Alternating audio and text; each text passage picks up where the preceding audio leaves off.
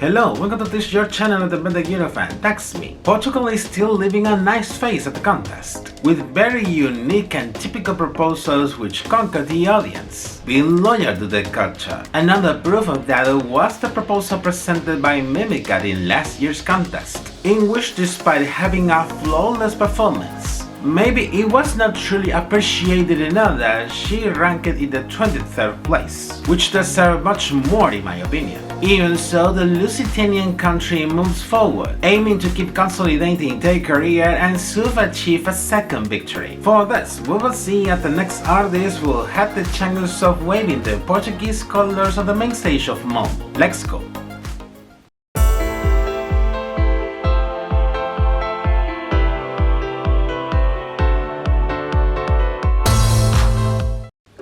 For today's episode, I'm going to review the Portuguese entry for Eurovision 2024, which has been represented by singer Iolanda with the song Grito, which in English translates as scream or shout. We start by reviewing her biography and career before her embarking in their Eurovision adventure in the Scandinavian country.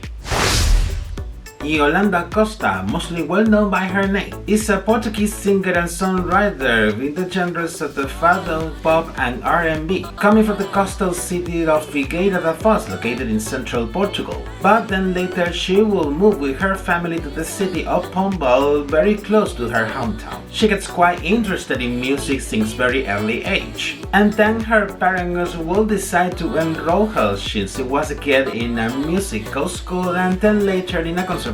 In 2008, being 14 years old, she will participate in the first edition of a talent show named Una Canção para Ti, which in English translates as a song for you, but she did not reach the final show. In 2012, she will move to the country's capital, Lisbon, where she will study the degree of Communication Sciences at the University of Lisbon. During her college studies, she will try her luck once again as a singer, by participating in the 5th season of the Portuguese version of Idol, known as Ídolos in Portugal, but unfortunately she will not advance through the auditions round. 2 years later, in 2014, she will make an attempt to participate in the 2nd season of the Portuguese version of The Voice. But during the blind auditions where she performed the song Who You Are by British singer Jessie J, she failed to impress any of the coaches, thus eventually not entering in the show. Having participated in many musical competitions without any success, Iolanda will take a break to continue her musical education as a singer and songwriter. For this, she will move to London to study songwriting at the prestigious Beam University, formerly Beam Institute, and then in the meantime carving out her musical identity by blending pop and R&B with the Portuguese traditional sounds. Back in Portugal, she will have her first flirtations with Eurovision by debuting in 2022 with the mythical Festival da Canção, author in this case as a songwriter, participating in the composition of the song Man of Thing performed by singer Black Sheep, but she will not get qualified after being eliminated in her semi-final. 1 year later, Iolanda will release her first EP, with songs written by her during the COVID-19 pandemic,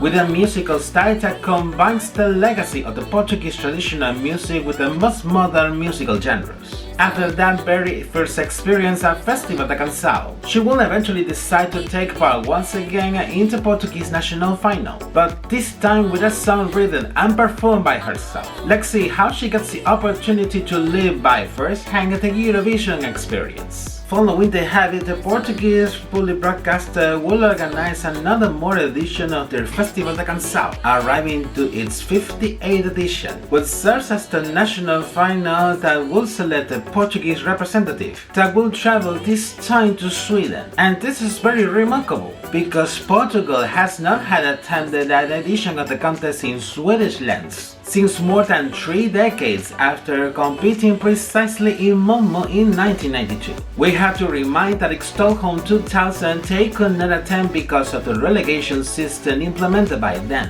while in Malmo 2013 and Stockholm 2016 they had to withdraw due to financial reasons. First, there was a submission period from early August to mid-October of last year for the Portuguese songwriters who wanted to participate at the musical festival, having received after the deadline a total of 809 proposals, an impressive record for the broadcaster this time. From this open submission, 6 songwriters will be selected, while other 14 songwriters will be directly invited by the broadcaster, keeping a total of 20 contestants as usual. The selected songwriters will be announced in early November of last year, while the songs were announced in last mid-January, standing out that this time all of the selected songwriters will be performing their proposals, something that rarely happens in an edition of the musical festival. In this case, Iolanda was selected among the 14 songwriters, which entered the musical festival by direct invitation, being a huge surprise for her as it was totally unexpected. About the format, the same qualification method recently applied in the last edition will be kept, while the rest of the dynamic will remain similar without further changes. Iolanda will make her first appearance in the first semi-final, where she was the most voted artist from the jury and the public,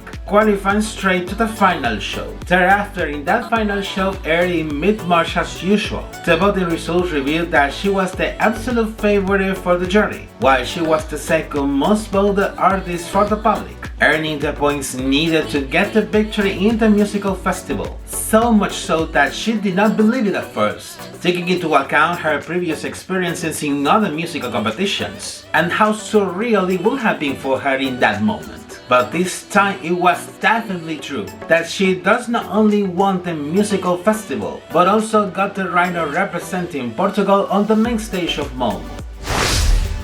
Speaking loud and clear as the song's title, let's take a look more in detail about this proposal she has presented at the contest. Melodically speaking, it's a contemporary pop ballad with reminiscences from jazz and fado, tending on in particular a very exquisite production that is very pleasant to listen. It has a soft and light pace during the first verse, taking more intensity during the first chorus, and finishing with a pulse rhythm for the last chorus. Iolanda's voice, on the other hand, has some mystical and even magical character. In particular, I perceive it like she's telling a tale while she sings each phrase of the song, keeping you attentive all the time, and standing out before the last chorus an intense shout, in consonance with the song's title in this case. About the lyrics, it has been written by herself fully in Portuguese together with the Portuguese producer Alberto Hernandez. In this sense, Iolanda has commented in many interviews that the song was not initially written for the musical festival and not even for Eurovision. It will come during a retreat she had approximately 1.5 years ago, during a reflection period about her feelings and emotions, in her personal relationships with her family and friends,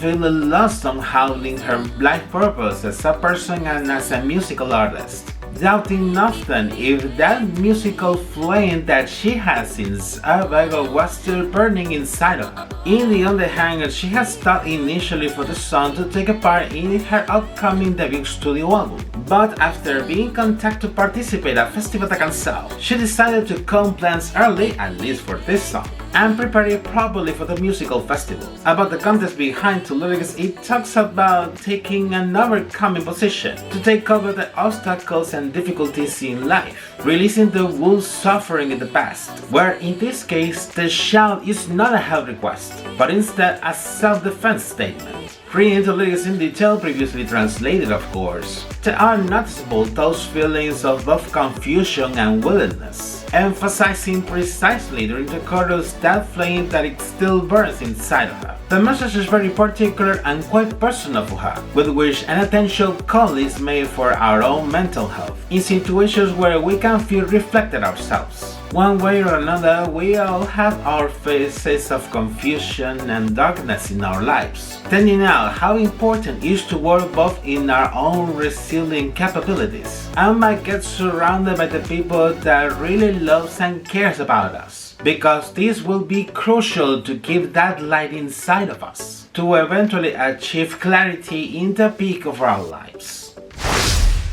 Now that we have seen a little more about the song, I'm going to analyze her live performance international final, which serves as the official music video for the proposal. The performance begins with Iolanda in a square shot with a dark light effect while she starts to perform the first verse. The darkened light effect vanishes little by little, and then the dancers appear surrounding her and covering many parts of their body with their hands, in particular her head, her eyes, her lips, and her heart, understanding it as a way to represent that confusion she feels as it is described in the lyrics. The shot changes later to a wider one, noticing a fully white staging, from the outfits worn by Iolanda and the dancers, the lighting, to the visual graphics in the leg screen of the stage, all in white, which is contrasted with the darkness of the stage itself sometimes. Iolanda is mostly at the center of the stage without moving around too much, while the dancers fully stand out by doing many contemporary dance choreographies throughout all the performance, matching with the intensity and the dynamism in the different parts of the song, by getting your attention all the time. She has commented, by the way, that the dancers have a very deep meaning in the performance. Their heads and hands are covered with lace, with the idea of them being avatars somehow, as they would represent her feelings, fears, and traumas, like projections of herself in different versions. Just after the second chorus, the dancers reach to Iolanda surrounding her, and then the climax moment of the performance comes. She shakes her arms, making the dancers to get back,